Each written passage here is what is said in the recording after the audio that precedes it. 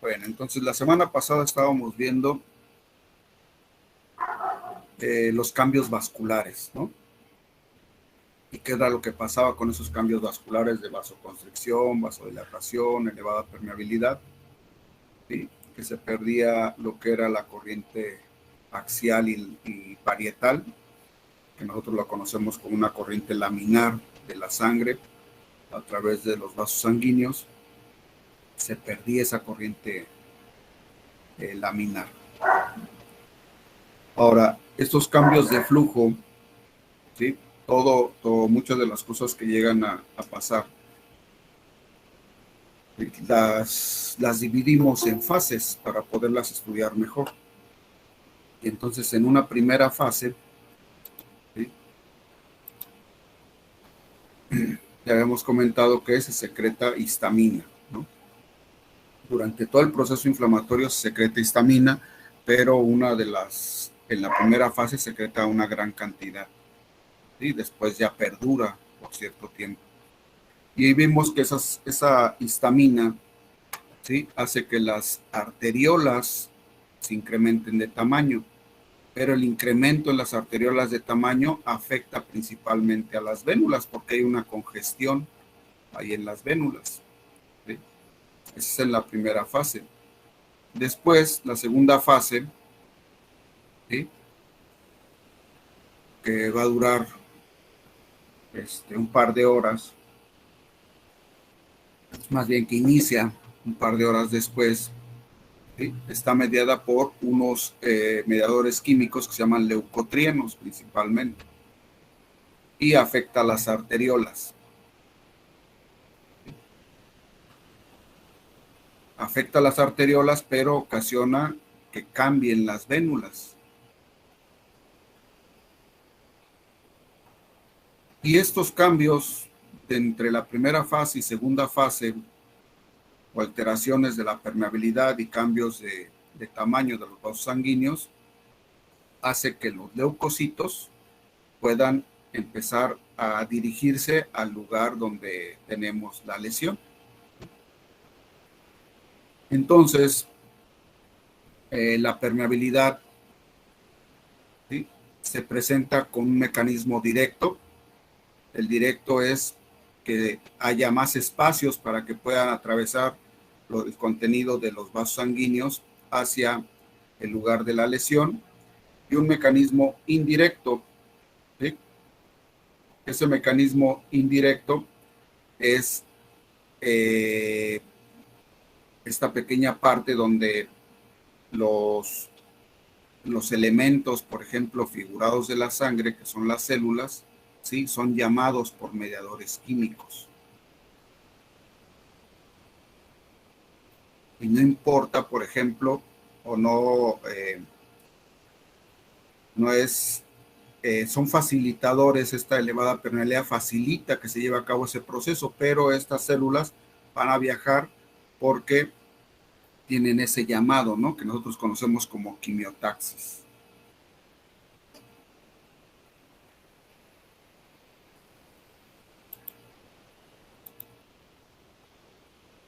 Ahora, entonces tenemos que saber que yo creo que ya lo han de haber visto, que los componentes celulares de la sangre, ¿sí? Que tenemos, que se van a producir en la médula ósea a partir de una célula madre pluripotencial, que posteriormente se va a diferenciar en una célula madre pluripotencial mieloide y una célula madre pluripotencial linfoide.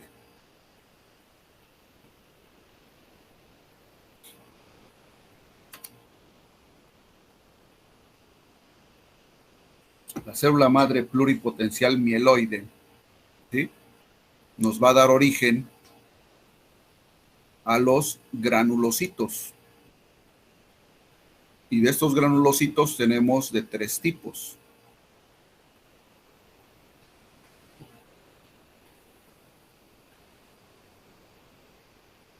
Neutrófilos, eosinófilos y basófilos, que van a tener su nombre de acuerdo a la afinidad tintorial que tengan sus gránulos.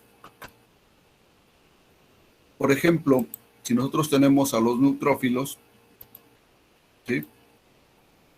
Tenemos a un neutrófilo y los neutrófilos, sus gránulos, como su nombre lo indica, son neutros. Y si nosotros tenemos una tinción, ¿sí? Que normalmente una de las más comunes, o a eso se debe el nombre que llevan estas células, que se conoce como HIE. Entonces estas células reciben su nombre a partir de la afinidad tintorial que vayan a tener, ¿sí? Con la hematoxilina eosina. Ahora, la hematoxilina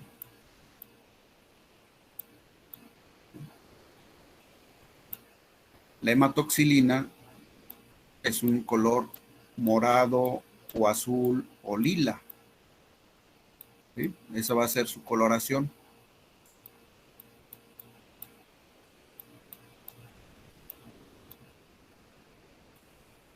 Y la eosina, que significa amanecer, ¿sí? Tiene una coloración rosa o rojiza, ¿sí? Rosa.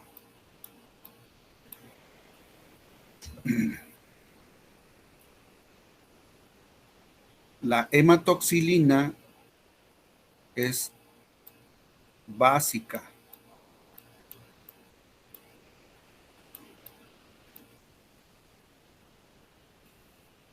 Y la eosina es ácida.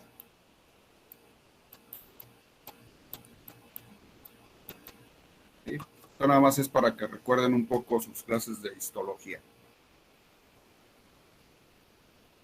Entonces, esta afinidad tintorial, ¿sí? Se va a dar a través de un pH diferente al que tiene el colorante.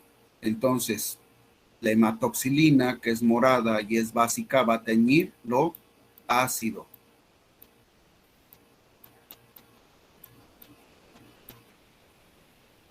Y la eosina, que es roja y es ácida, va a teñir lo básico.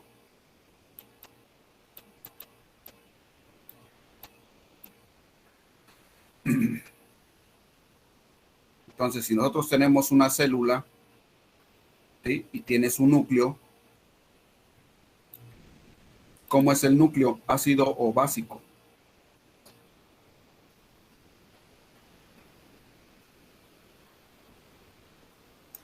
Ácido.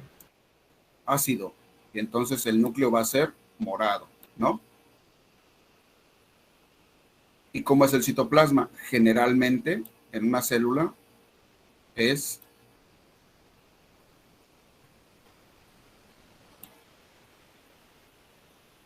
básico, ¿no? ¿Sí?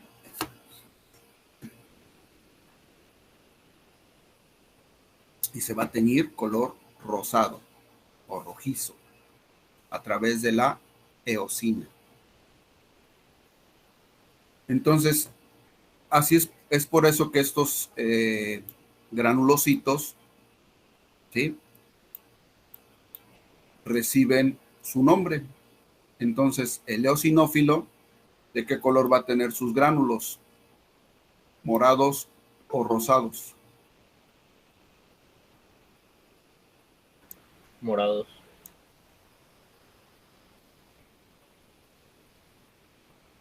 Espérenme tantito.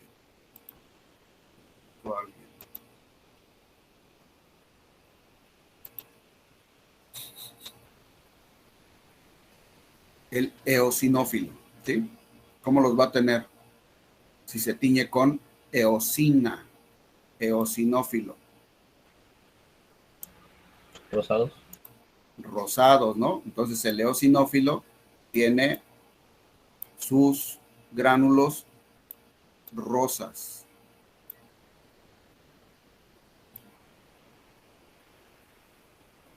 ¿Sí?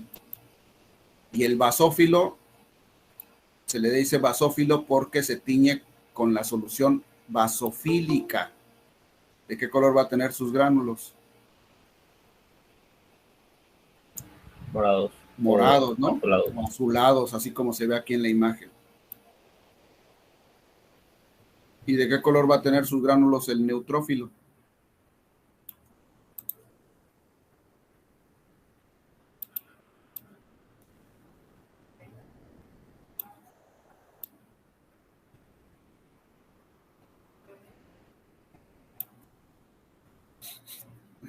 El neutrófilo es un granulocito, tiene gránulos, pero sus gránulos no se tiñen porque son neutros, ¿sí? Y entonces no los vamos a poder observar porque esta afinidad tintorial, la tinción que H y E, no nos los va a representar. Así que por eso es que se llama neutrófilo. Y en el neutrófilo, pues entonces no vamos a ver gran cantidad de gránulos, no se alcanzan a percibir, a pesar de que sí tienen.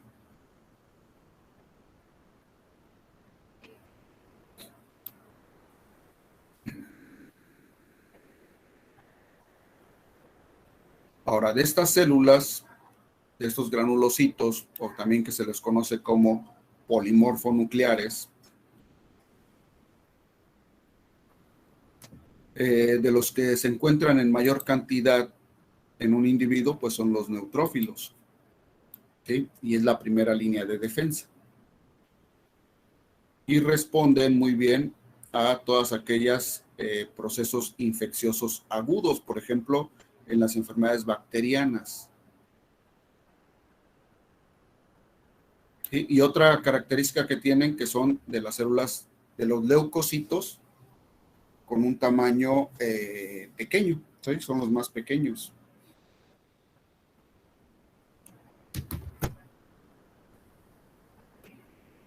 Los eosinófilos, ¿sí? Los vamos a ver como reguladores del proceso inflamatorio.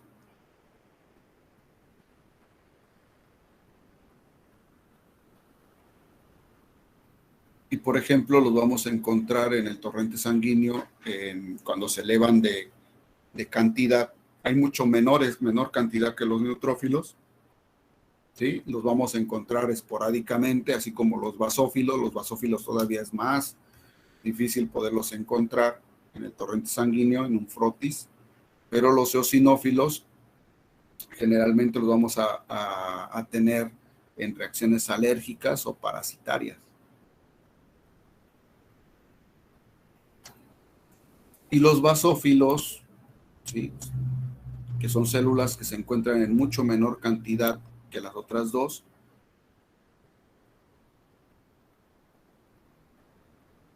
las vamos a encontrar, por ejemplo, a veces en mayor cantidad en algunas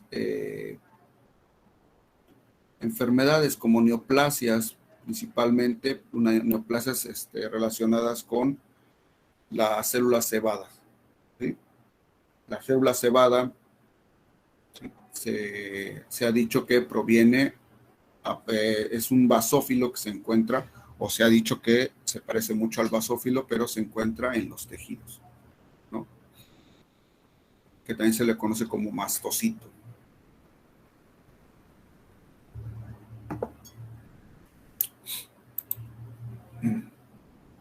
Entonces, estos son los granulocitos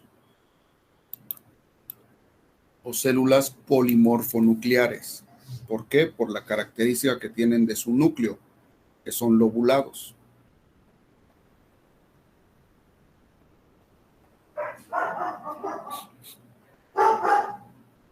Posteriormente tenemos otra rama de la célula mieloide, ¿sí? De la célula pluripotencial mieloide, que son los monocitos, ¿sí?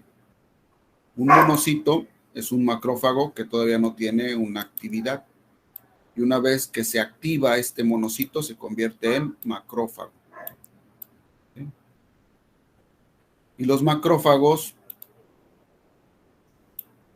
¿sí? Pueden viajar, se activan y pueden viajar hacia los diferentes tejidos para protegerlos, ¿no?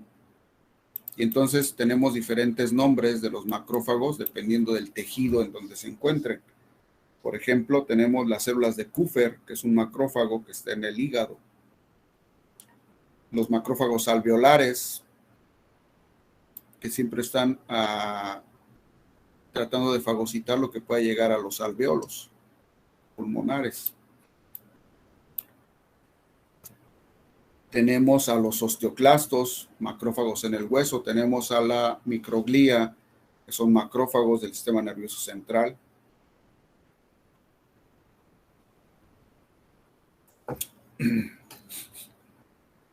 Y hay una célula especializada, ¿sí?, que se le conoce como célula dendrítica, que se encuentra en gran cantidad en tejidos que están relacionados con el medio ambiente. La piel, tejido respiratorio, gastrointestinal. Esta célula dendrítica es un tipo de macrófago especializado y que también se le conoce como célula presentadora de antígeno.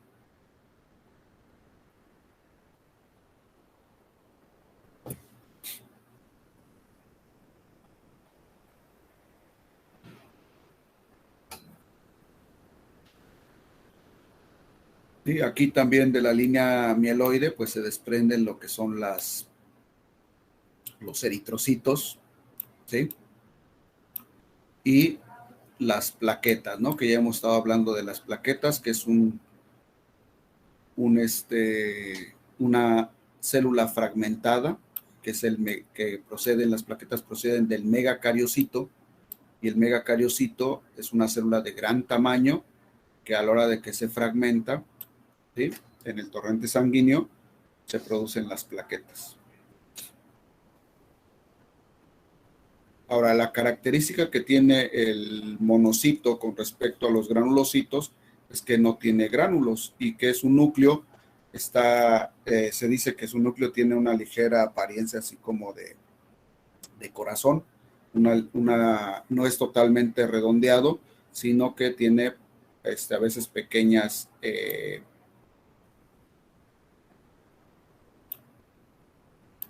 como si tuviera una pequeña concavidad en el núcleo, ¿sí? Y tiene relativamente una buena proporción entre el núcleo y el citoplasma.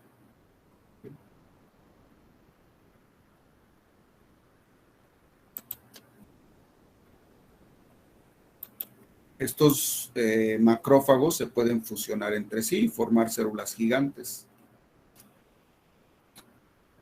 Entonces vamos a ver células o macrófagos que tienen 2 núcleos o hasta 3 núcleos. Y una vez activados empiezan a tener prolongaciones citoplasmáticas.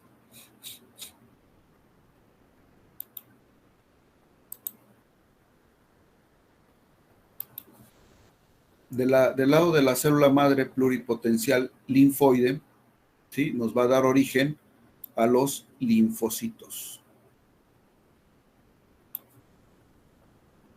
Y dentro de los linfocitos, ¿sí?, tenemos a linfocitos T y linfocitos B.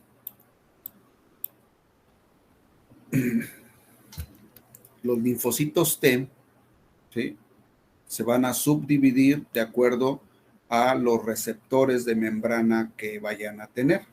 Y entonces tenemos linfocitos T, CD4, CD8, ¿sí?, linfocitos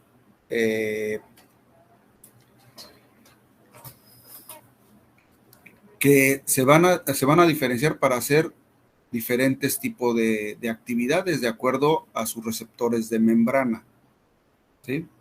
Por ejemplo, al linfocito CD4 también se le conoce como linfocito cooperador y al CD8 se le conoce como linfocito citotóxico, ¿sí?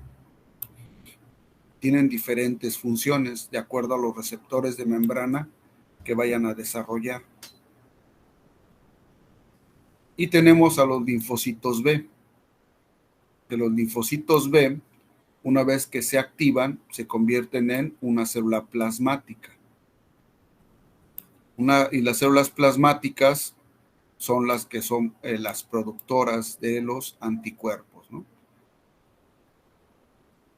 Y aquí tenemos dos tipos de inmunidad que ya han estado ustedes, yo creo que revisando, ¿no? Que es la inmunidad humoral y la inmunidad celular específica. ¿Sí? Porque tenemos acá en los neutrófilos en los granulocitos, una inmunidad celular inespecífica, ¿no? Y así también en los macrófagos. Esta que funciona con receptores de membrana y que nos la dan los linfocitos es una inmunidad específica. Y también tenemos un tipo especial de linfocito que lo conocemos como célula NK, Natural Killer, ¿no? Que no es específica, que esta va a fagocitar cualquier sustancia extraña que llegue a captar.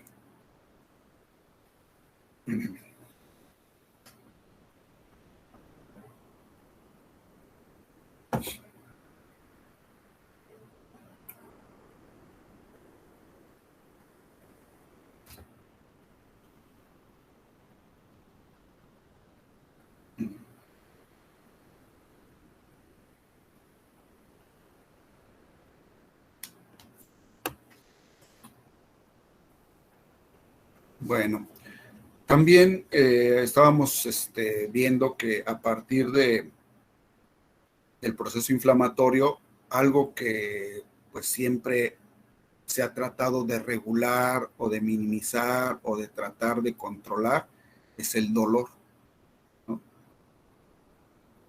En todo proceso inflamatorio siempre va a existir el dolor en cierto grado, ¿no? Pues va a depender del daño tisular y el tipo de tejido, ¿sí? Para que se desencadene el dolor.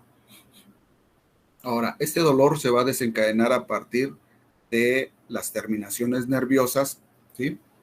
Que van a captar diferentes tipos de sustancias que se producen en el proceso inflamatorio.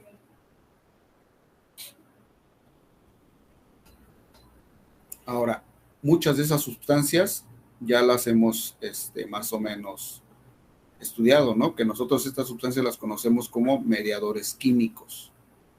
Todos estos mediadores químicos van a hacer que se estimulen las terminaciones nerviosas para que esa terminación nerviosa, ¿sí?, lleve esa información, ¿sí?, a través del sistema nervioso hasta la corteza cerebral y que capte que sea un proceso cognitivo y que sepa el individuo que algo le duele, ¿no? Tenemos dos tipos de dolor, el dolor visceral y el dolor somático.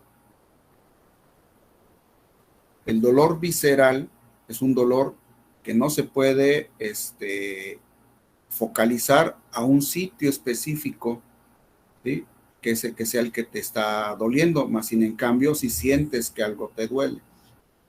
En cambio, el dolor somático, ¿sí?, sí podemos localizar exactamente dónde surge ese dolor. ¿Por qué? Porque el dolor somático está relacionado con el músculo esquelético y el dolor visceral con el músculo liso, ¿sí? Y el músculo liso está controlado por el sistema nervioso autónomo y es por eso que nos cuesta trabajo localizar exactamente dónde se encuentra el dolor, ¿sí? Si ponemos un ejemplo,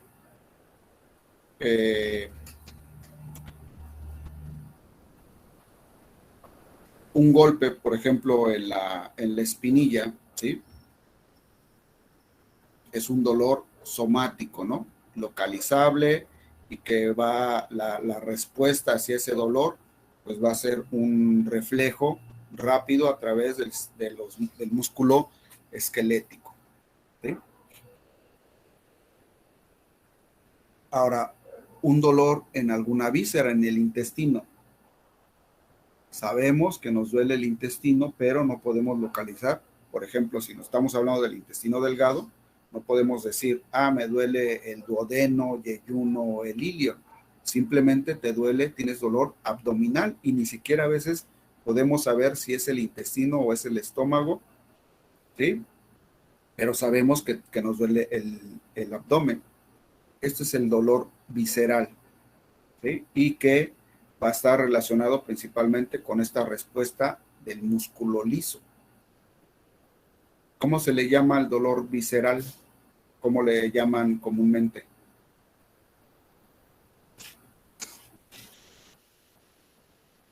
Su abuelita, ¿cómo le dice al dolor visceral?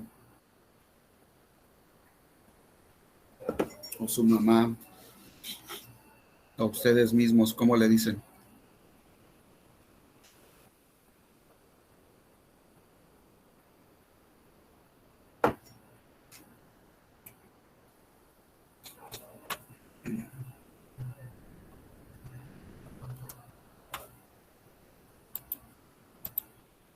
¿A ninguno de ustedes les ha dolido el estómago?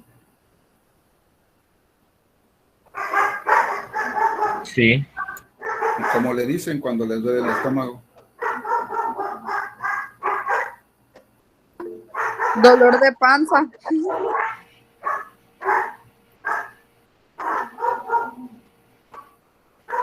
¿Alguna otra?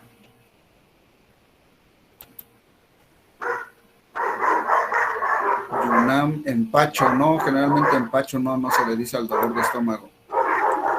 ¿Cólico? Es un cólico, sí, así le llegan a decir. Otra más común todavía. El cólico es un tipo de dolor visceral. ¿Sí? Retorcijón, ¿sí? Exactamente, gracias, Devani. Un retorcijón, un torzón, le dicen. ¿Sí? Eso es un dolor visceral. ¿Sí? Y si se fijan, si recuerdan, es muy poco localizable. No podemos percibir realmente qué parte del abdomen es el que nos está doliendo. Eso es un dolor visceral. Y se le conoce como un espasmo. Entonces, cuando nosotros tenemos un espasmo, ¿con qué se nos quita un espasmo? ¿Qué es el espasmo? La contracción del músculo liso.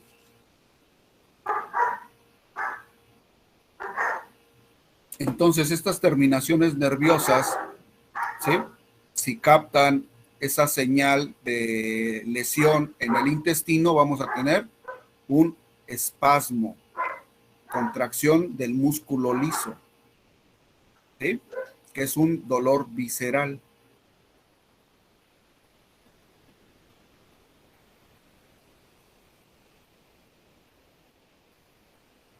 Y entonces, para quitar un espasmo, ¿qué se toman?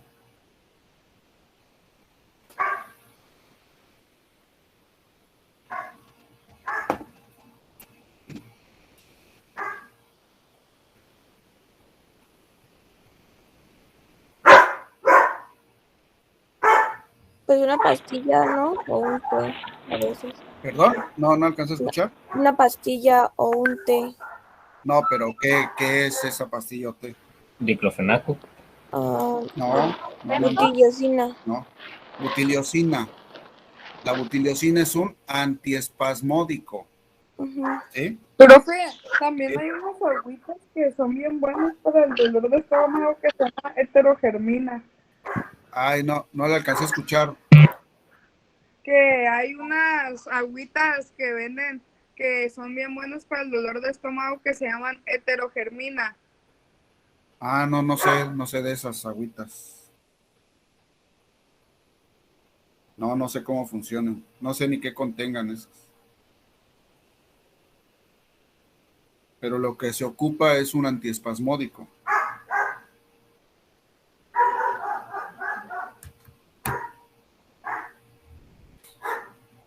pues con esa de la butiliosina, ¿no? Es la que funciona.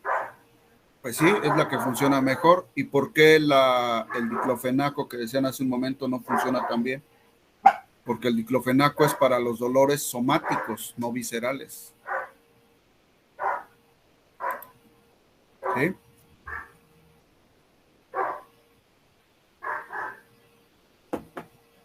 El diclofenaco es un AINE, un desinflamatorio no esteroidal o antiinflamatorio no esteroidal, más bien.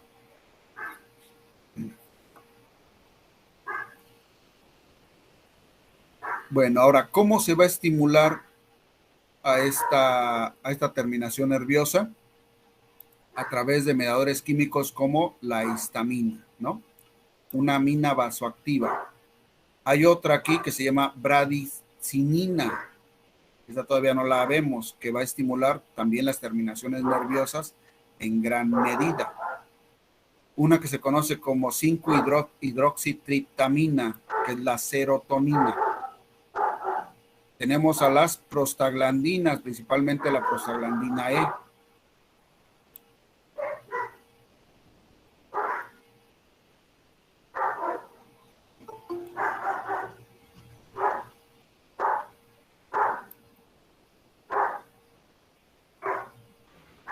¿Cuál dijo Potasio. que era la 5-hidroxitriptamina?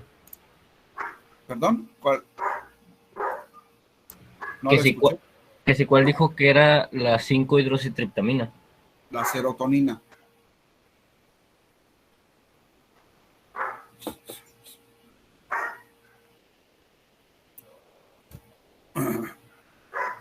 Ahora, ¿quién produce una gran cantidad de histamina? ¿Sí? El mastocito o célula cebada. ¿Sí? Niño, no ladres.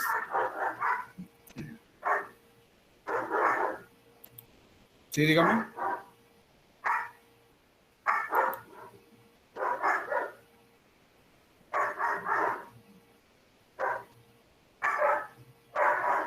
¿Alguien quería preguntar algo?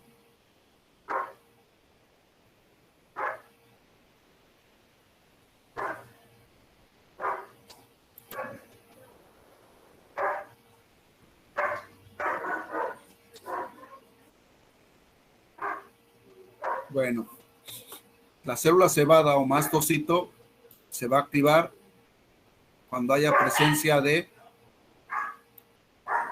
anticuerpos con antígeno. ¿Sí? La reacción antígeno-anticuerpo activa la célula cebada para que haya degranulación de esa célula cebada. Pero la histamina, como activa también o estimula a las terminaciones nerviosas, ¿sí? A los receptores de los nervios a nivel periférico, también hace que se produzca sustancia P. Y la sustancia P que está produciendo esta terminación nerviosa, a su vez, estimula a la célula cebada, al mastocito.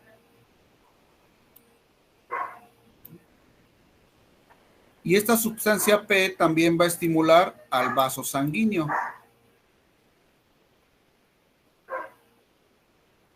Y estos vasos sanguíneos, principalmente las arteriolas, van a incrementar la irrigación a la zona lesionada. ¿Sí? Incrementa la irrigación.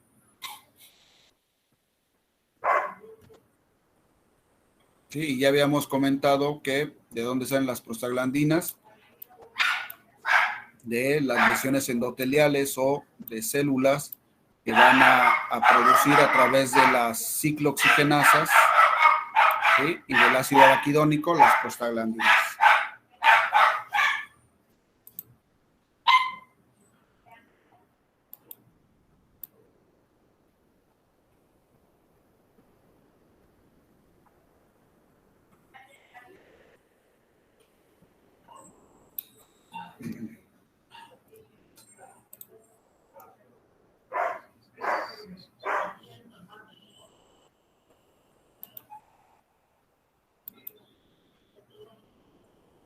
Vamos a hablar acerca de los mediadores químicos.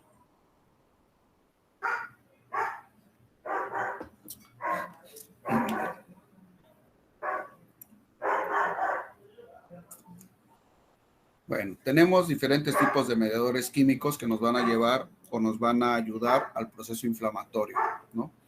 Y que generalmente están inactivos durante el proceso inflamatorio. Y va a haber señales que van a hacer que se activen, ¿sí? Y que se puedan distribuir en todo el cuerpo o ser locales en la zona de inflamación, ¿sí? Y tenemos de dos tipos, mediadores químicos exógenos, ¿sí? Que pueden llegar, por ejemplo, de las bacterias o de los microorganismos o de las plantas al cuerpo y producir un efecto así como la inflamación, ¿sí? O activar el proceso inflamatorio. Y tenemos otros que son endógenos que va a producir el cuerpo. Ahora, de estos endógenos, los podemos llegar a dividir en dos grupos. Dos grupos. Unos que se encuentran en el plasma y otros que se encuentran en los tejidos, en las células. Los que están en el plasma pues están inactivos y se tienen que activar, ¿no? Ya vimos uno que son los factores de la cascada de la coagulación. Son mediadores químicos, es un grupo de mediadores químicos plasmáticos endógenos, ¿sí? Pero tenemos otros en el plasma, ¿sí?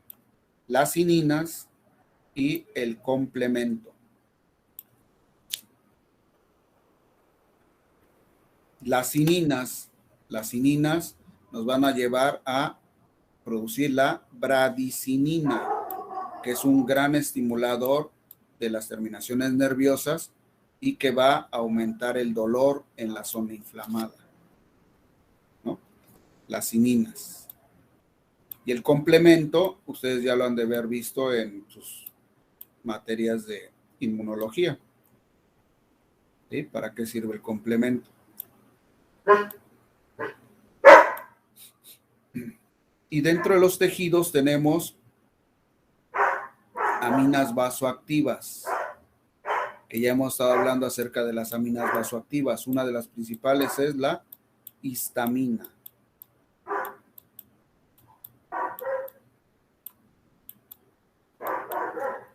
¿Sí?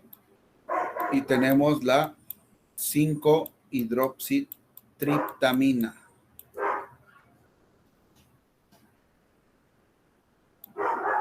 Tenemos a los lipidosácidos, que ahorita lo vamos a ver, y las leucocininas.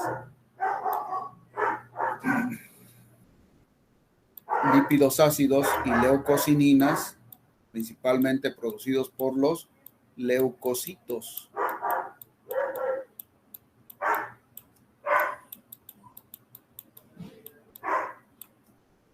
¿Sí? Los leucocitos.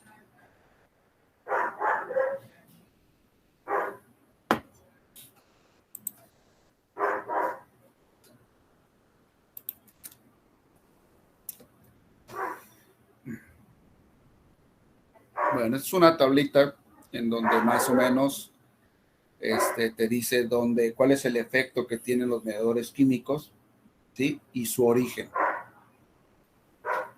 Por ejemplo, ya hemos visto algunos.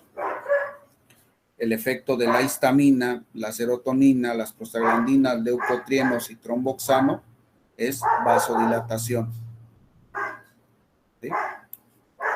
¿Dónde se originan? En células cebadas, plaquetas y en muchas otras más células.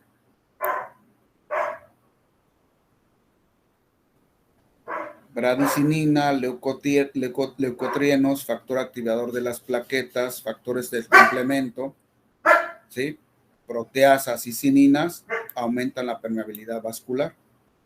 Y este es su origen, ¿no? Son precursores plasmáticos, entonces se encuentran libres en el plasma, ¿sí? Lo pueden llegar a producir los leucocitos, células cebadas, ¿sí? Pueden salir de los fosfolípidos de membrana, de las células dañadas, de los neutrófilos, macrófagos, células cebadas y linfocitos. Entonces, esta parte de las bradicininas, leucotrienos, todos los factores que causan elevada permeabilidad pueden surgir de diferentes tipos de células, ¿no? O de un gran número de células. Y también de precursores plasmáticos. Otro proceso importante dentro de la inflamación es la quimiotaxis. ¿Sí? Y la quimiotaxis la pueden producir los leucotrienos, los factores del complemento, el factor activador de las plaquetas, quimiosininas o productos bacterianos. ¿Quién lo va a producir? Leucocitos, células cebadas, precursores plasmáticos, ¿sí? Fosfolípidos de membrana, macrófagos, neutrófilos, ¿sí? Y el metabolismo bacteriano también llega a producir cierta cantidad de este tipo de mediadores. El dolor, pues el dolor ya vimos que hay muchos mediadores implicados en el dolor, pero aquí en la tablita nada más tenemos a las bradicininas y prostaglandinas. Las bradicininas son precursores plasmáticos y las prostaglandinas, ¿sí? Pueden surgir de las plaquetas, células cebadas, leucocitos. Otro proceso importante durante el desarrollo del proceso inflamatorio es la opsonización, que nos la van a dar el complemento y las inmunoglobulinas. Y que son precursores plasmáticos. Los vamos a encontrar en el plasma y se van a activar, ¿no? ¿Sí? Las inmunoglobulinas pues tienen que ser a partir del reconocimiento de un antígeno para que se generen. Ahora, también va a haber daño tisular. ¿Qué nos va a provocar el daño tisular? Los radicales libres, enzimas leucocitarias, ¿sí? Que quedan libres en el proceso inflamatorio, enzimas lisosomales, que ya también las hemos estado comentando mucho, y productos bacterianos.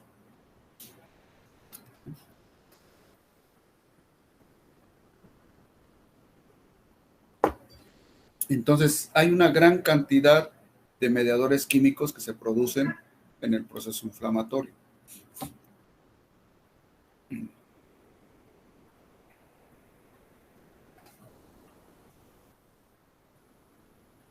Vamos a ver cómo se produce la bradicinina, ¿sí? Cómo se va a activar las cininas. Esta parte de aquí, acuérdense, factor de Hagemann activo, es el que nos va a llevar hacia la activación de la cascada de la coagulación. Y todo esto es la cascada de la coagulación, ¿sí?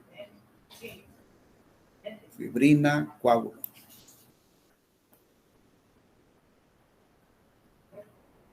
¿Sí? Ahora, ¿qué más hace el factor de Hagemann? El factor de Hagemann va a activar también, una vez que está activo,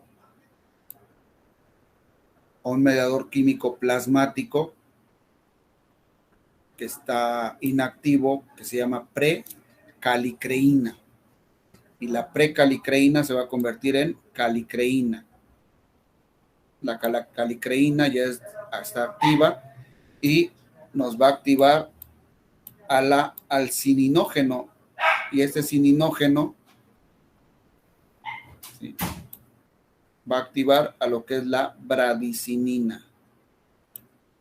Y la bradicinina va a estimular las terminaciones nerviosas para provocar dolor.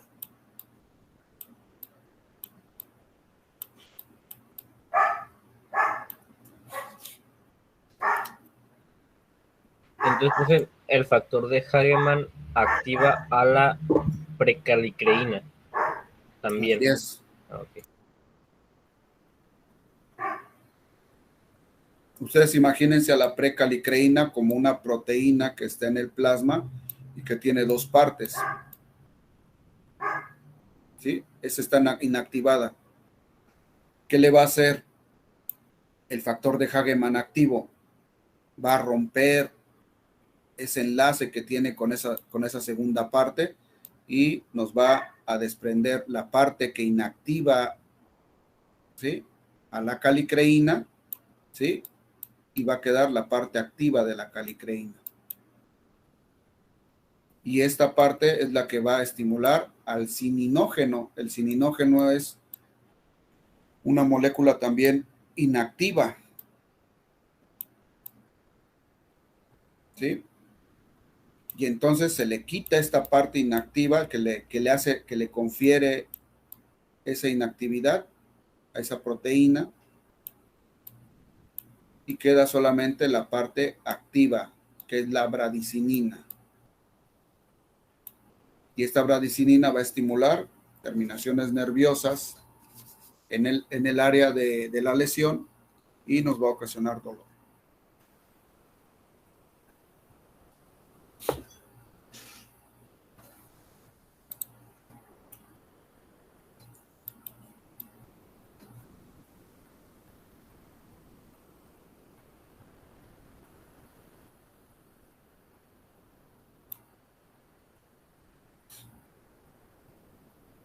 Ahora, habíamos comentado que en la producción del coágulo, ¿sí?, la producción de ese coágulo, también tenía que haber reguladores de ese coágulo para que no se siguiera produciendo. El factor de Hageman, ¿sí?, también va a activar a un simógeno que se conoce como plasminógeno, que se encuentra en el plasma. Este plasminógeno necesita dos cosas. Uno, que haya un coágulo,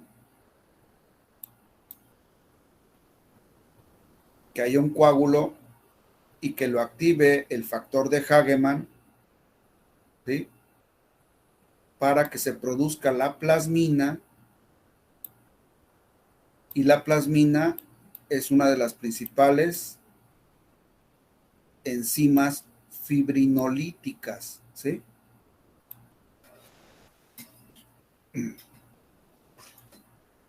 Y entonces nos va a limitar la producción del coágulo y lo va a empezar a destruir.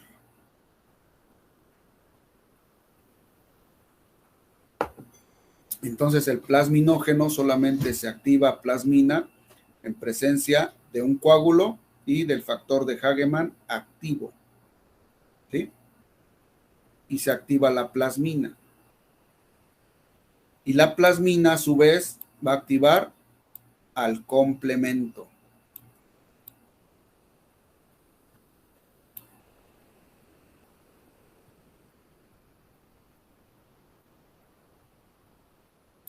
¿Qué ocasiona el complemento una vez activo?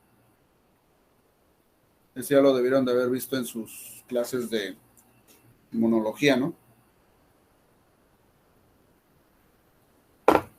¿Qué actividad tiene el complemento?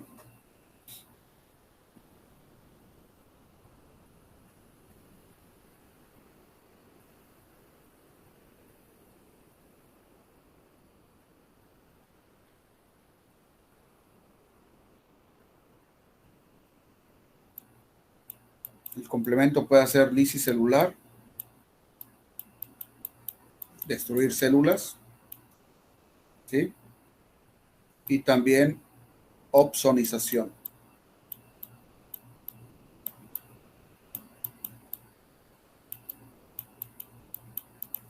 Opsonización.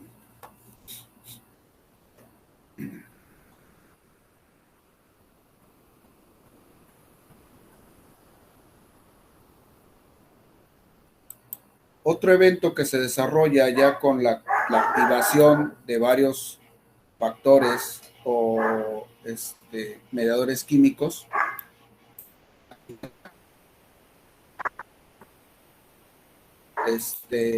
tenemos la quimiotaxis,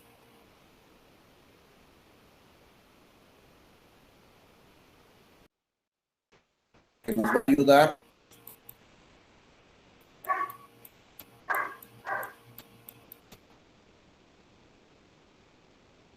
pues,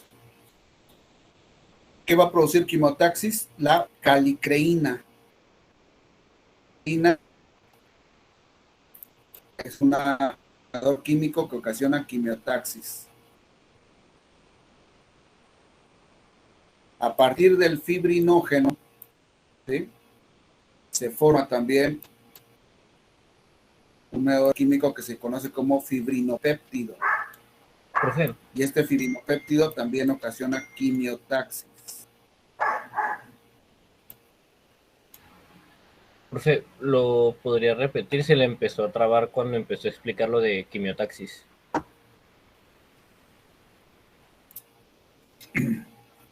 Un proceso importante dentro del proceso inflamatorio es que las células inflamatorias o fagocitos o leucocitos lleguen a la zona lesionada.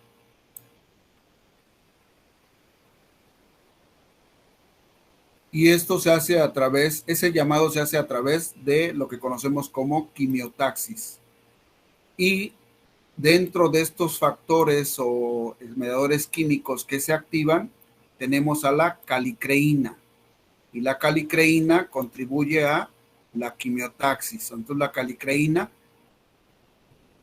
es un mediador químico que atrae a los leucocitos. Y el fibrinógeno, ¿sí?, uno de los metabolitos del fibrinógeno es el fibrinopéptido. Y este fibrinopéptido es un mediador químico que también nos va a ayudar a la quimiotaxis. Hacer que ese llamado hacia los leucocitos, ¿sí?, sea más efectivo y que lleguen a la zona lesionada.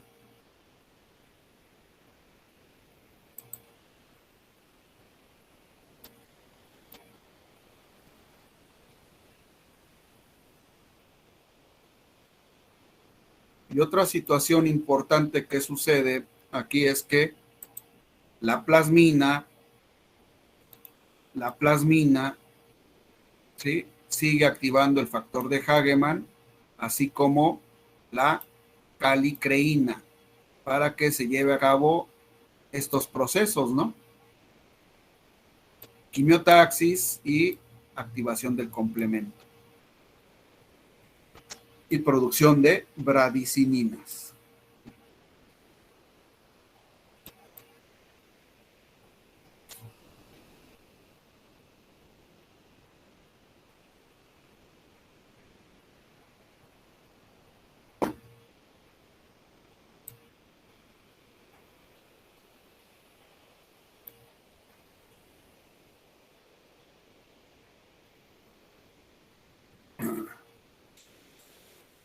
Bueno, ya que se activó la bradicinina,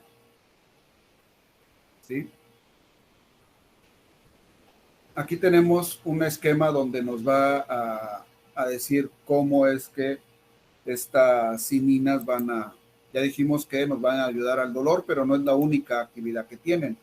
También van a contribuir con la vasodilatación, aumentar la permeabilidad capilar, nos ayudan a la marginación leucocitaria, ¿sí?, y van a tener actividad de contracción del músculo liso, principalmente del músculo liso que tenemos en los vasos sanguíneos.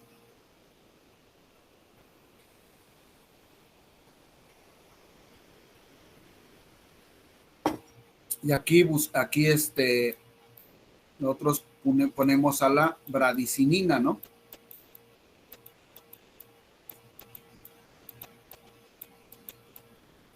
Y la bradicinina es una cinina, pero específica para el dolor. Pero se conocen una gran cantidad de cininas, ¿sí? La bradicinina es una de ellas.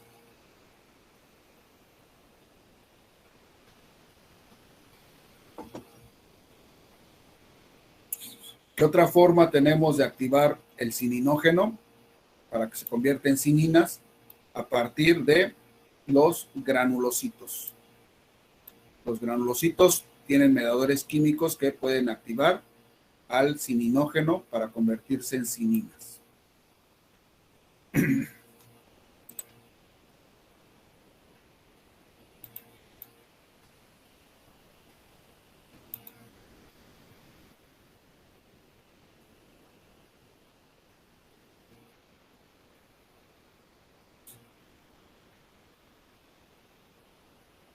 Bueno, y aquí tenemos un cuadro que son los factores químicos que modifican la permeabilidad vascular, ¿no? Las aminas vasoactivas, las cininas plasmáticas, leucocininas, anafilotoxinas, que todavía no vemos, que son las partes del complemento, los leucotrienos, prostaglandinas y péptidos básicos de los neutrófilos. ¿Sí?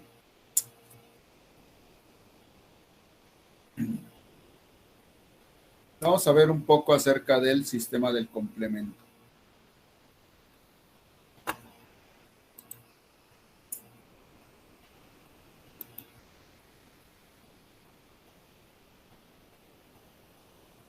El sistema del complemento tiene 3 vías para activarse, ¿no?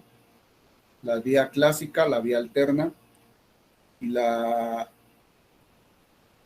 vía, ahorita me acuerdo cómo se llama la otra vía, que generalmente aquí no viene ejemplificado. Bueno, la vía clásica, el complemento es una serie de proteínas inactivas, de zimógenos, que se activan, ¿sí?, en un efecto dominó. Se activa la primera y así se van activando. Y cada una de estas, de esos mediadores químicos que se activan, ¿sí?, o partes del complemento, tiene diferentes actividades, ¿no? Y se les nombra C1, ¿sí? La C significa complemento y el 1 es la actividad que tienen dentro de todo el complemento, ¿sí? Entonces, después del C1 viene el C2, C3, C4 y así sucesivamente, ¿no? Pero son todos proteínas que están inactivas en el plasma y que se tienen que activar. Y ya vimos que una de las situaciones especiales que tienen es la lisis celular, ¿sí? Al final nos van a ocasionar lisis celular y opsonización, ¿sí? Nos ayudan a la opsonización.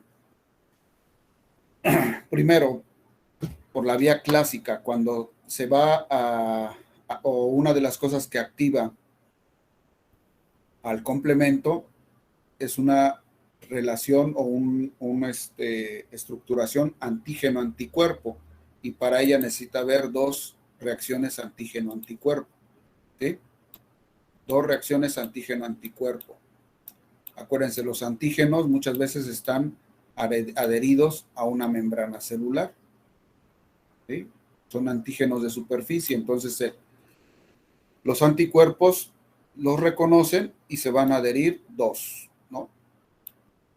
Cuando hay una respuesta antígeno-anticuerpo y en presencia de calcio, ¿sí?, de 2 reacciones antígeno-anticuerpo y en presencia de calcio, se les va a adherir 3 tipos de proteínas, ¿no?, que van a formar el complejo C1.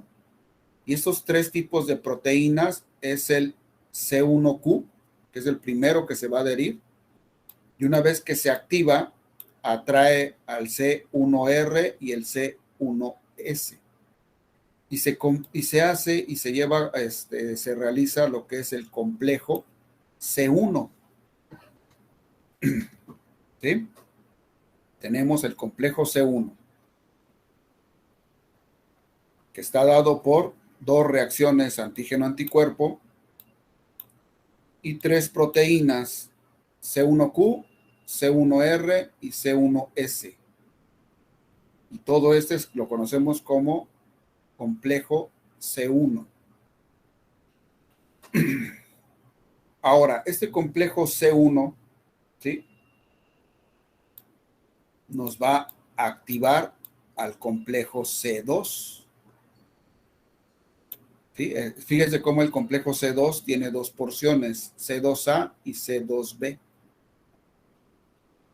Y entonces va a despegar a esas dos porciones de esa proteína, la va a dividir, ¿sí? Y obtenemos el C2A.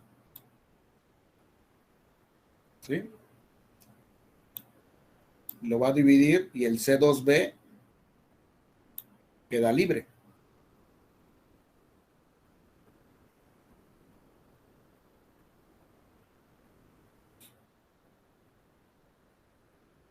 Después también el C1 activa al C4. El C4 también tiene dos componentes, C4A y C4B. Se despega ese C4, ¿sí? Y el C4B se adhiere a la membrana celular, ¿sí? El C4B. El C4A queda libre. Ahora, una vez adherido el C4B, atrae al C2A y se adhiere, ¿no? Y se convierte en el C3 convertasa. Entonces, el C3 convertasa es C4B y C2A. ¿Sí? Se adhieren estas dos proteínas. Y aquí tenemos al C3 convertasa, que es lo mismo que este, ¿no? Este. Ahora, se llama C3 convertasa porque va a tener influencia sobre C3. Esta es la vía clásica.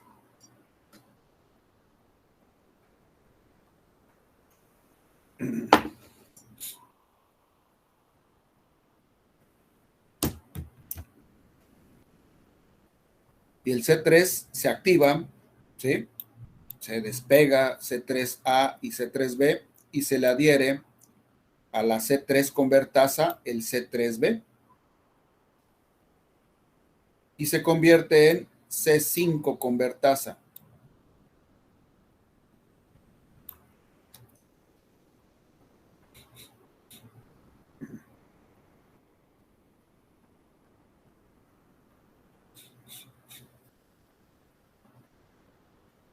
Ahora, ese C5 convertasa, ¿sí?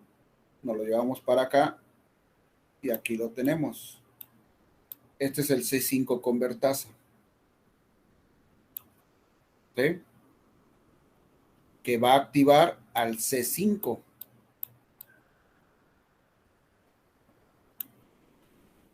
Y nos va a desprender al C5B. Y el C5B se va a adherir a la membrana celular. Y una vez que se adhiere este C5B a esa membrana celular, se le van a agregar C6, 7, 8 y 9. ¿Sí? Así sucesivamente. Se adhiere C5B, se le agrega C6, 7, 8 y 9.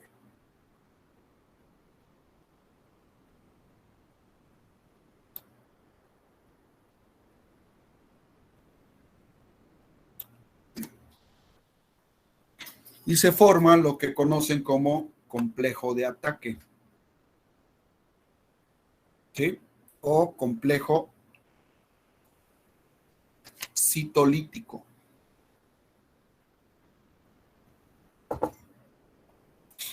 ¿Por qué? Lo que hace es incrementar la permeabilidad de esa membrana celular para que entre gran cantidad de célula y que esa célula muera por oncosis. ¿Sí?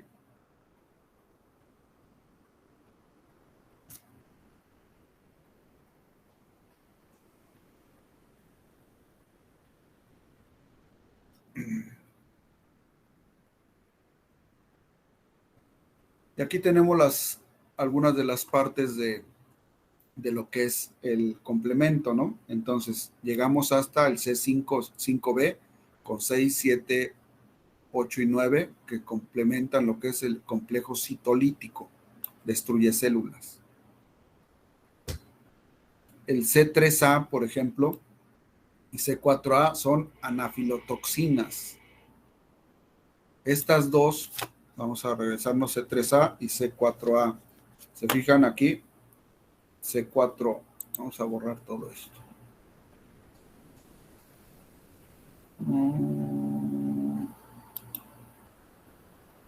C4A se desprendió. C3A, ¿sí? Bueno, acá está. También se desprende. ¿A dónde van a ir estas dos? A la célula cebada. Se pueden adherir aquí a su membrana y activan a la célula cebada para que degranule histamina.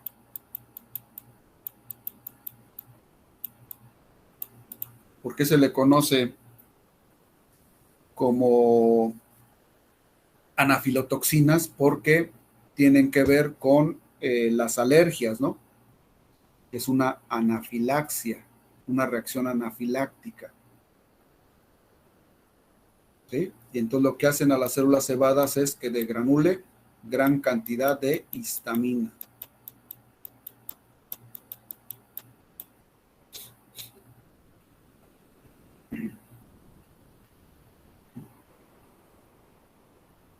El C3b tiene inmunoadherencia. Si se fijan aquí en el esquema, el C3b también se puede adherir. Se puede adherir a las membranas celulares. Y si se adhiere a las membranas celulares, ¿sí? Se puede adherir a las membranas celulares de los eritrocitos, de los neutrófilos, de los macrófagos, plaquetas, linfocitos B, y entonces va a contribuir a la opsonización.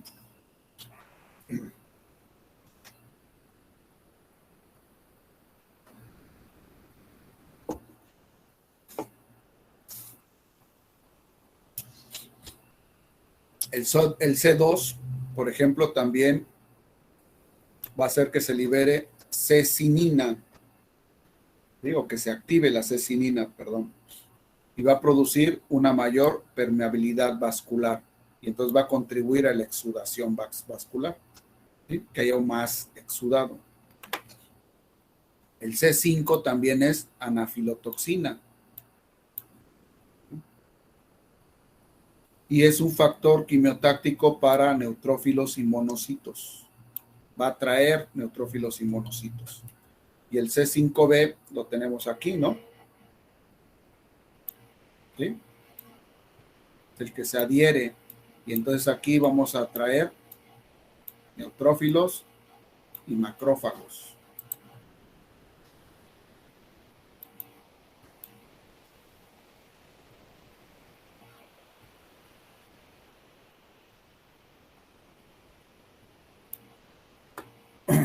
Ahora, la vía alterna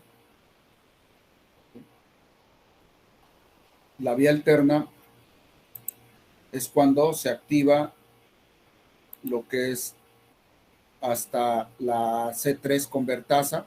La C3 se activa, ¿sí? Se adhiere el C3b, como lo veíamos acá.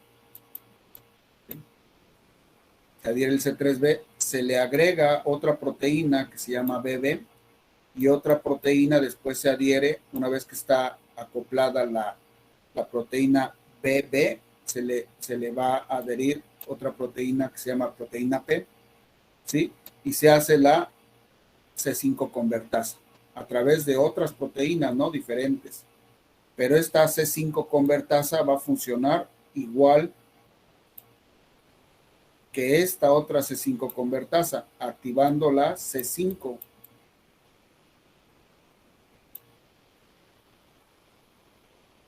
Y produciendo el efecto citolítico a través de C5, 6, 7, 8 y 9.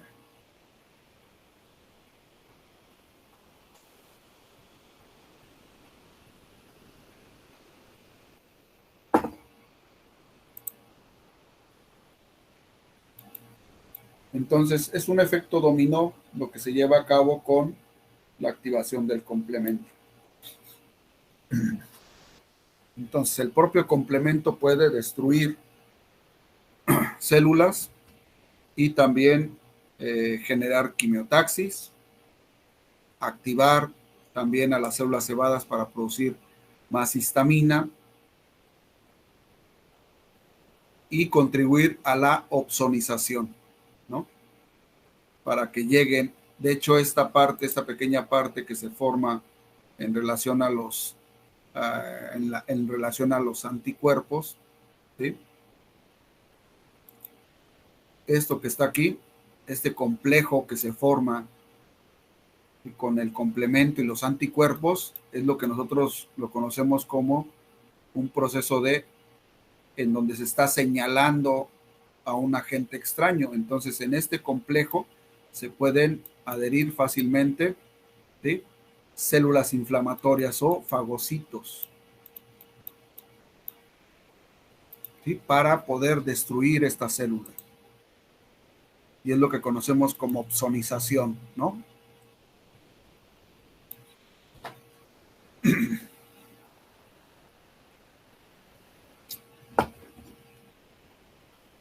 Es en el complejo C1.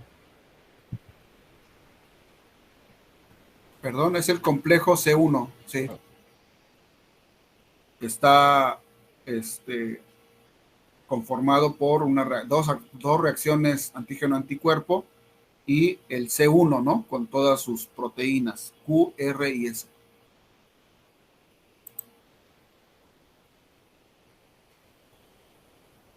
Es un señalador para que nosotros conocemos como opsonización.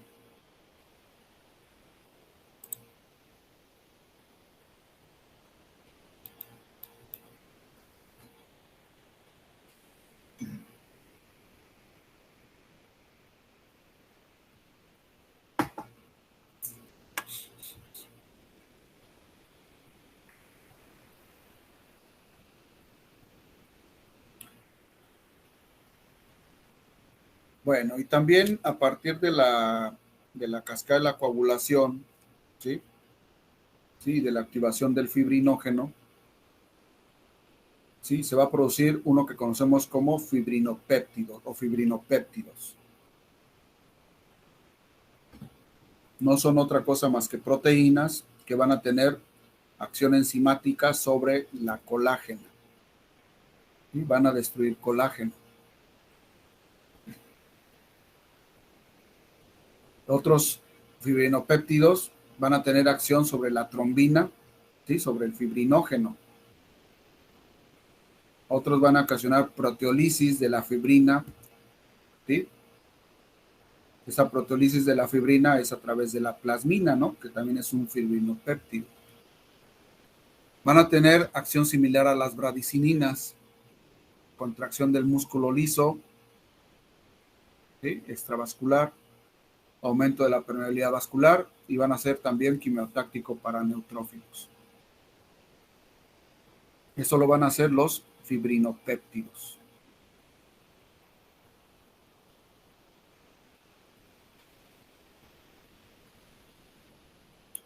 Esos son los que acabamos de ver, pues son las bradicininas, el complemento, el fibrinopéptido y también los factores de la cascada de la coagulación que ya habíamos visto, son mediadores químicos plasmáticos, ¿sí? Se encuentran en el plasma inactivos y durante el proceso inflamatorio se activan.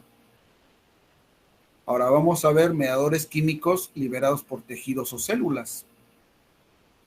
Uno de ellos, ya hemos estado platicando mucho de alguno de ellos, que son las aminas vasoactivas, ¿sí? Y dentro de las aminas vasoactivas tenemos a la histamina, ¿sí?, y la 5-hidroxitriptamina, ¿sí? Tenemos a los lípidos ácidos, componentes de compuestos lisosómicos y productos linfocitarios. Ahora, de estos, nosotros tenemos que hay algunos que son preformados, que ya están dentro de las células, ya están formados antes de que ocurra el proceso inflamatorio, y hay otros que se tienen que formar durante el proceso inflamatorio.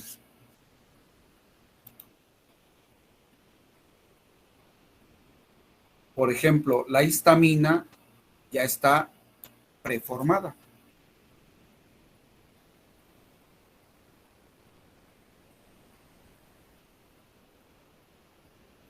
Y aquí tenemos el ejemplo de quién va a producir, algunos ejemplos de quién produce la histamina, ¿no? Las células cebadas, ya dijimos que produce la histamina, los basófilos también producen histamina y las plaquetas producen histamina. Ahora, hay una combinación de estas células, ¿sí?, para que se lleve a cabo la producción de histamina de cada una. Por ejemplo, las plaquetas, si se activan las plaquetas por sí solas, ¿sí?, van a producir histamina una vez que se activan. Pero si se activa primero, por ejemplo, un basófilo, ¿sí?, este basófilo produce un factor que se llama factor activador de plaquetas, y entonces va a activar a las plaquetas.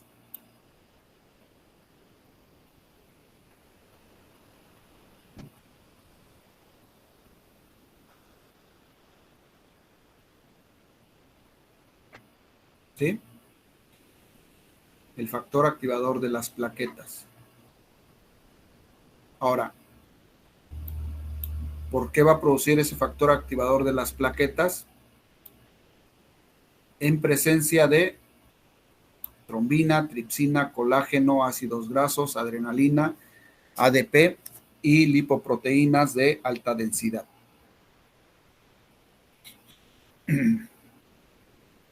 Ahora, ¿qué otra cosa va a activarnos el que se produzca la histamina? Una acción antígeno-anticuerpo, ¿sí?, principalmente mediado por IgE, el anticuerpo E, inmunoglobulina E. Esta inmunoglobulina E, una vez que se adhiere al antígeno, activa a lo que son los basófilos y también puede activar a la célula cebada.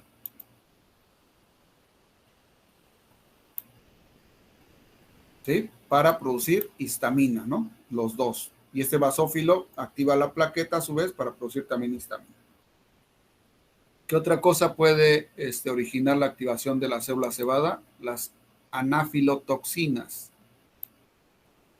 Las anafilotoxinas son sustancias que van a provocar una anafilaxia, una reacción alérgica. Y esta reacción alérgica, ¿sí?, esta sustancia, este antígeno especial que provoca alergia, va a producir que se active la célula cebada y produzca histamina. También tenemos muchos agentes químicos, ¿sí?, tóxicos o toxinas que pueden activar o activan la célula cebada, y la muerte celular, ¿no? La agresión física hacia los tejidos y células activa la célula cebada. Ahora, una vez que tenemos histamina, ¿qué va a hacer la histamina o qué va a producir? Principalmente esto, ¿no? Contracción del músculo liso extravascular, contracción de arterias de calibre mayor, ¿sí?, de mediano calibre principalmente, dilatación arteriolar, contracción venular, eleva la permeabilidad y provoca quimiotaxis a los eosinófilos. Y también se dice que provoca quimiotaxis a los neutrófilos. ¿Sí?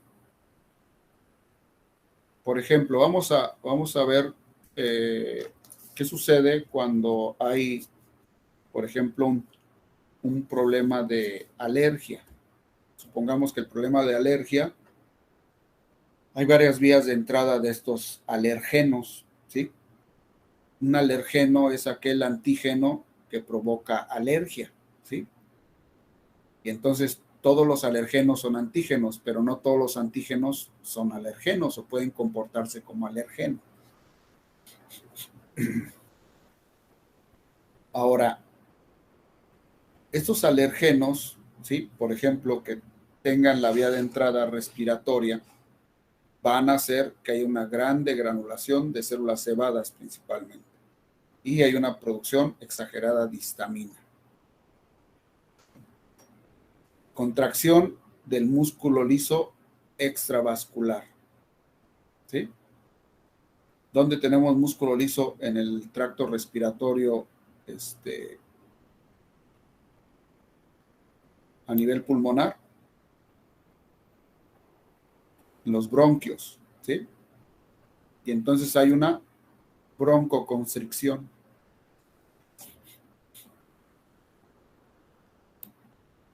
Hay broncoconstricción. La histamina provoca elevada permeabilidad. Entonces vamos a tener broncoconstricción y vamos a tener primero trasudado, ¿sí? Primero trasudado y después exudado, ¿no? Porque van a llegar células inflamatorias. Y ya se nos empieza a complicar el panorama de ese individuo que tiene alergia en el pulmón, en las vías respiratorias. ¿Sí? Este edema puede surgir desde la laringe hasta nivel pulmonar. Y entonces empiezan a cerrar a nivel laringio, hay un edema laringio, ¿no? Por el trasudado.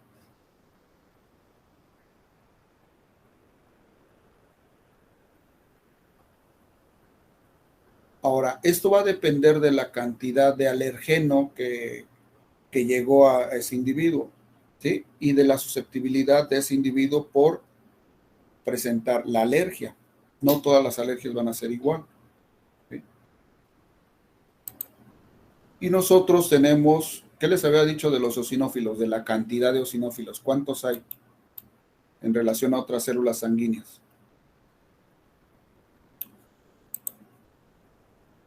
Pocos, ¿no? Pocos. Hay pocos eosinófilos. Pero los eosinófilos son reguladores del proceso inflamatorio porque producen histaminasa. Y la histaminasa destruye la histamina. Es una enzima que destruye la histamina. Pero como hay pocos eosinófilos, no pueden llegar a regular esa elevada concentración de histamina en el medio, ¿sí?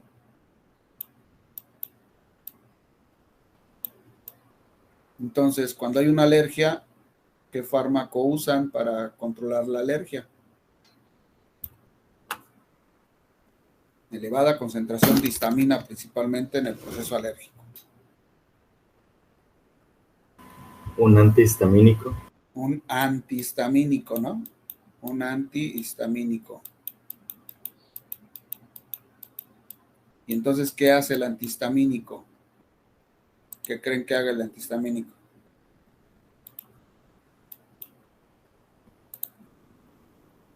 Estimular la producción de eosinófilos. No.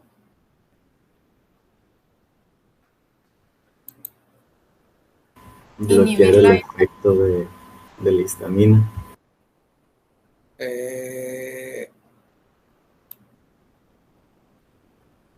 La histamina en las células, en las células tiene receptores que se conocen como H1 y tiene otro que se conoce como H2.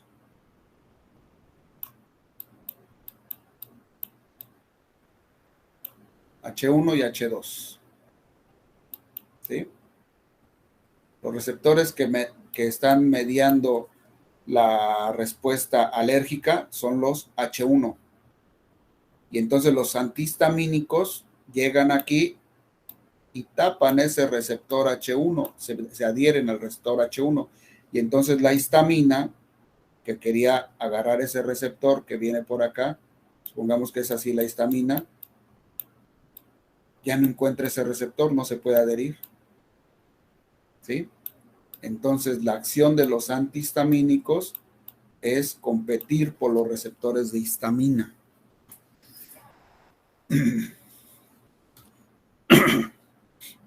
¿Sí? Y entonces tenemos antihistamínicos, ¿sí? Y estos antihistamínicos se conocen como antihistamínicos H1, que son para las alergias. Pero entonces también tenemos antihistamínicos H2, ¿no? Que se adhieren a los receptores H2.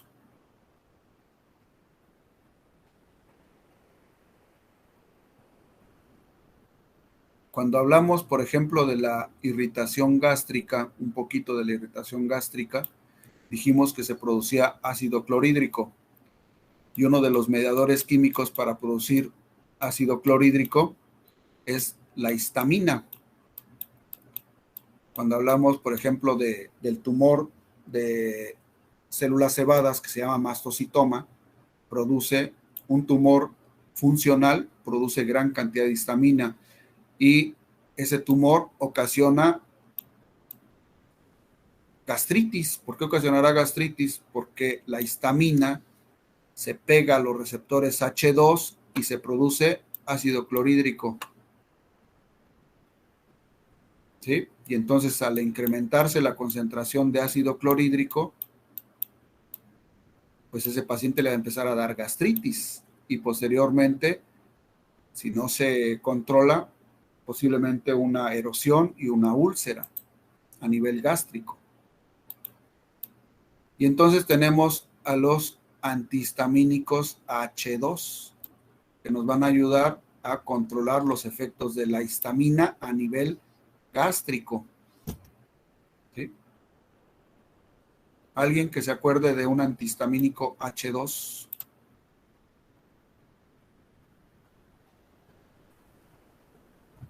Para reducir la cantidad de ácido clorhídrico, la producción de ácido clorhídrico en el estómago.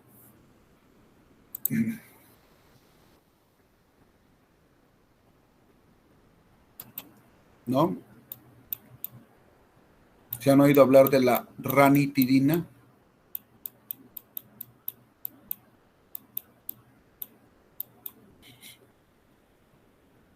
¿Sí o no? Sí, profe. La ranitidina es un antihistamínico H2.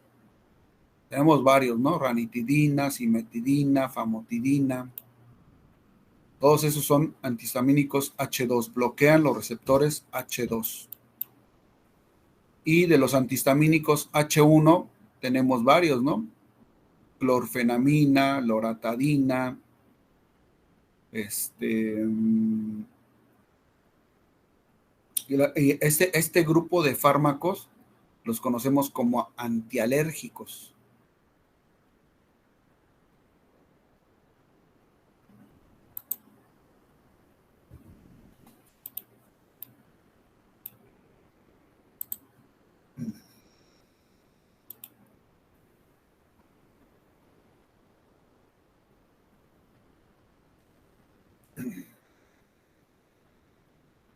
Bueno, otra amina vasoactiva tenemos a la serotonina, ¿sí? O 5-hidroxitriptamina.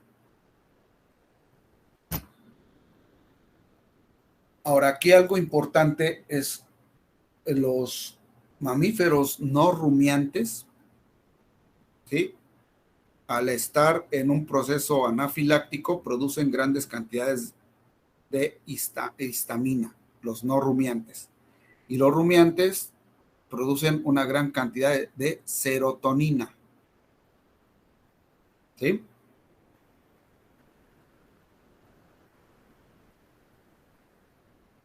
Pero esta serotonina tiene también efectos muy semejantes a la histamina, pero en los no rumiantes se produce en pequeñas cantidades.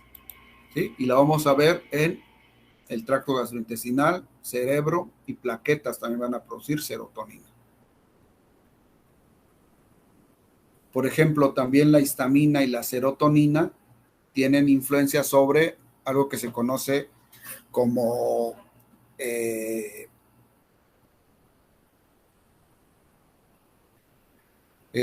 núcleo del gatillo, ¿sí? En el sistema nervioso central.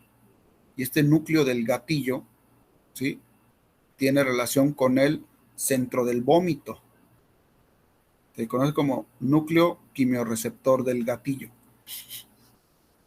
Tiene relación con el centro del vómito. Y una vez que se estimula este centro quimiorreceptor del gatillo, ¿sí? A través de la serotonina o la histamina, estimula el centro del vómito y los pacientes vomitan. ¿Sí?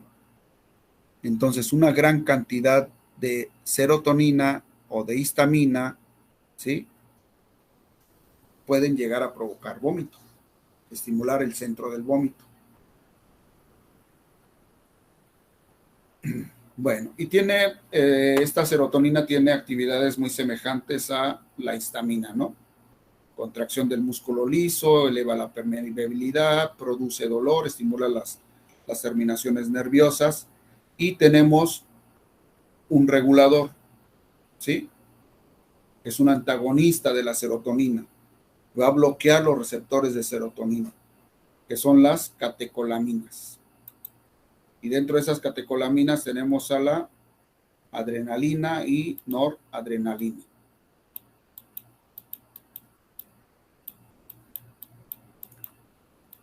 Ahora, de acuerdo a lo que hemos visto, yo, por ejemplo, tengo a unos borregos y les voy a aplicar un desparasitante que se llama levamisol, pero ya sé que el levamisol puede producir choque anafiláctico, ¿no? Le vamos a poner levamisol, desparasitante. ¿Qué pasa si a uno de los borregos, o qué tengo que hacer si a uno de los borregos les da choque anafiláctico por lo que yo les inyecté? ¿Qué tienen que hacer? De acuerdo a lo que hemos visto. Pues le tendríamos que dar un antihistamínico H1, ¿no? Un antihistamínico. Cuando inicié ahorita la plática de la serotonina, les dije, la serotonina se produce en grandes cantidades en los rumiantes, ¿sí? Y la histamina se produce en grandes cantidades en los no rumiantes, en los procesos anafilácticos. Entonces, ¿qué pasa si yo le doy un antihistamínico a un borrego en choque anafiláctico?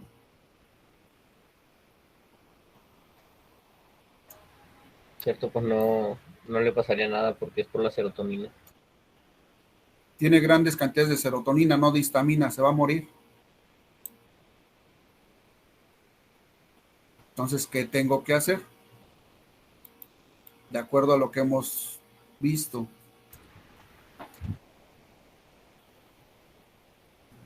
¿Administrar adrenalina? Adrenalina, así es. Adrenalina o noradrenalina. Pero cabe señalar que los animales tienen una adrenalina y noradrenalina endógena, ¿no? ¿Sí? Que la van a producir muy fácil y nosotros nada más les tenemos que ayudar. ¿Qué les vamos a hacer?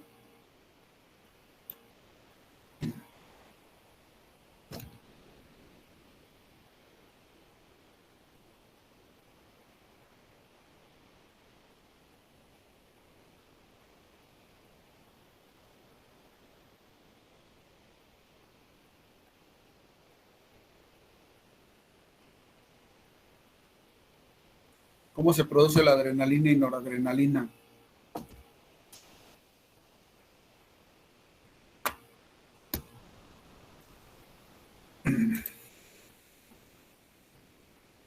En situaciones de peligro o estrés.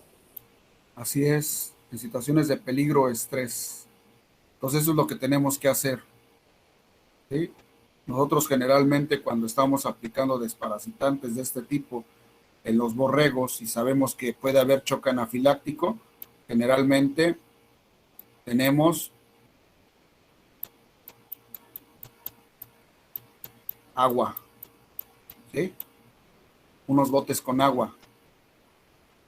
Y si encontramos que un borrego empieza a tener choque anafiláctico, agarramos una cubeta con agua y se la arrojamos a la cara, ¿sí? Se incrementa la cantidad de catecolaminas, ¿sí? Y el choque automáticamente se quita, ¿sí? Por la producción de adrenalina y noradrenalina.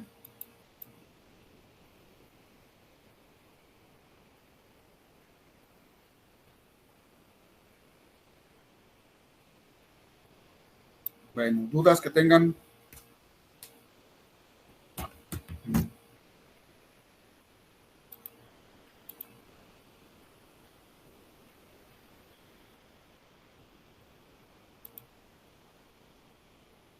¿No? Bueno, entonces nos vemos la próxima clase.